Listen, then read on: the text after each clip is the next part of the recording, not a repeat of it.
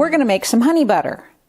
Honey butter goes along really well with cornbread, and it also goes really good on pancakes and biscuits. We're making the cornbread with crumbs on top, so I thought I'd make some honey butter and show you how to do that. I don't usually measure when I make honey butter.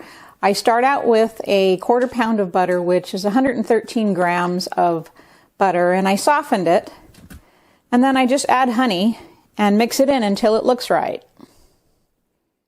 And some people might like more honey, some people might like less.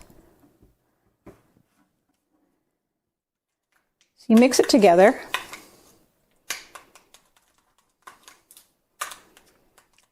And it definitely needs some more.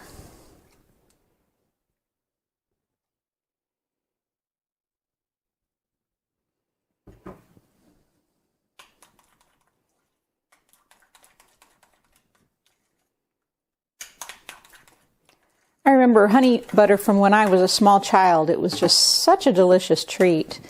I think a little bit more and we'll have it. Like I said, you can do it to taste, whatever seems like the right amount to you.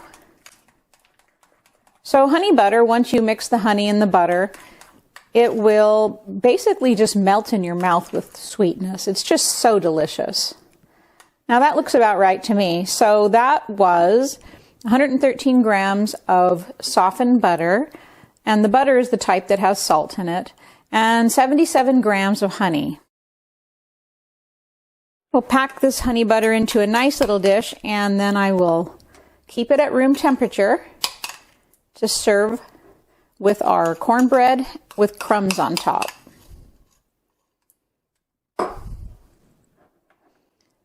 So that is our honey butter. Honey butter is delicious to serve on pancakes, biscuits, and cornbread, and we will be serving it with our cornbread.